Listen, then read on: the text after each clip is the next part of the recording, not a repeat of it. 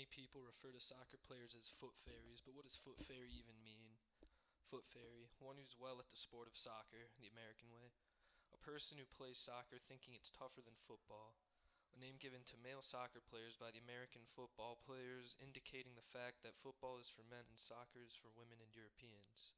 A soccer ball player of questionable sexuality. A fan or player of soccer. Soccer is known as the beautiful game, more like the loserful sport.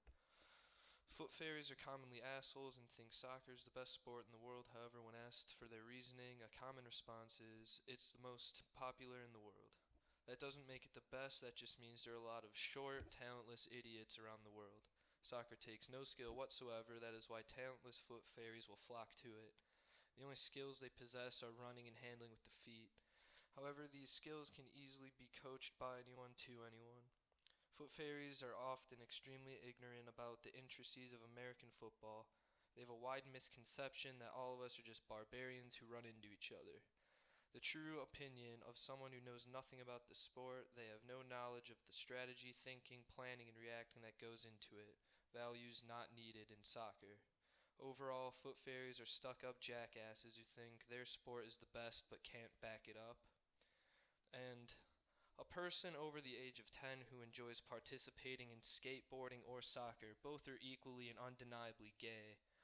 Also, but less commonly, would include homosexual men who enjoy playing with another man's feet for pleasuring themselves with the feet of another man. This is no more or less gay than the prior two examples. This is clearly a slang term and not a real definition, but some people take this as an insult and can get offended. The term foot fairy only really offends guys because it sounds girly and implies that they're weak. It is rare for a girl to even be called a foot fairy because apparently soccer is a girl's sport. Foot fairy is an inaccurate term to describe soccer players, and I don't know how this term came to be. The term either comes from the assumption that soccer players are weak or that soccer players are babies and flop to the ground after being hit.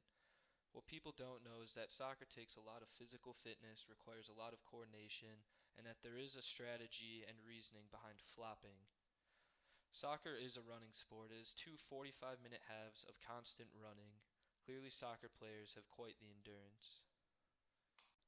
This article from New York Daily News shows which sport has the most running. The first sport is baseball. It says here, some New Yorkers walk a greater distance to work each day than the average player runs during a game, which is likely less than half a mile even for multiple home run hitters and fielders.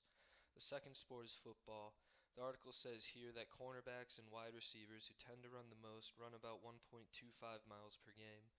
The third is basketball. Right here it says NBA players run nowhere near the oft-cited 5 miles per game. According to stats, the player who ran the farthest per game in 2012 ran 2.72 miles on average. Tennis players surprisingly run the distance of football and basketball combined with 3 to 5 miles in a 5-set match. The last sport on this article is soccer. It says here that soccer players run an average of 7 miles per game, over 5 times the distance of a football player. ESPN made this table of the hardest sports in order by rank. Soccer is the 10th hardest sport according to ESPN. Football and basketball are ranked more difficult than soccer, but soccer outranks most other sports in a few categories. Soccer is ranked 2 for endurance, with sports that actually use an object to play, with number 1 being water polo. Soccer, basketball, and football are all ranked about the same when it comes down to speed. Soccer requires more agility than any other sport, according to ESPN. Soccer is tied for first in terms of mentality and thinking, along with hockey and auto racing. Soccer is obviously ranked pretty low in terms of strength and power, but these traits are not as needed for the sport. Soccer is a sport of coordination and balance. Soccer players obviously know how to move their feet. This is another area where the term foot fairy could come from. Good players know how to do skill moves while dribbling, which can be confusing for defenders and stunning for the crowd. Using your feet is a lot harder than using your hands, so you have to give credit to the good players. Soccer is also a game of hard reads and anticipation. Good players know how to optimize their decision making and know how to deal with defenders to get past them. Good players can identify where they are, where they should be, and what they're going to do when they get there. A combination of speed, endurance, agility, coordination, balance, and intelligence makes good players. Now on to flopping. It may look like the player is just being a baby, but there is strategy to hitting the ground. As a player, I would flop constantly, but 90% of the time, I would get something beneficial out of it. Smart players know the rules of the game and know what a foul is, therefore know how to draw fouls. If you're playing in a game and dribble past a defender, and you feel the defender's foot coming from behind you and hitting your legs, even though you could have just powered through it, if you make a convincing fall to the ground, the referee will identify that as a foul, and now you'll have a better position to get a goal. There are people who exaggerate the draws and try to look like they're dying.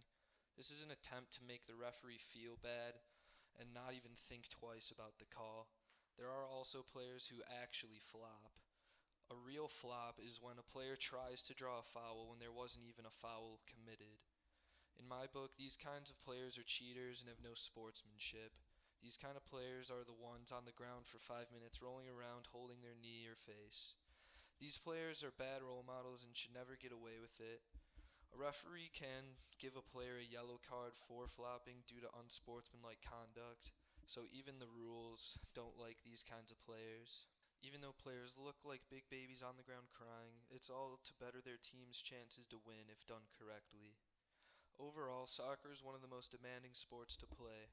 Fitness, coordination, and brains all need to work together for 90 minutes per game. It seems that the term foot fairy is irrelevant to soccer players and is also just an insult to the world's most popular sport.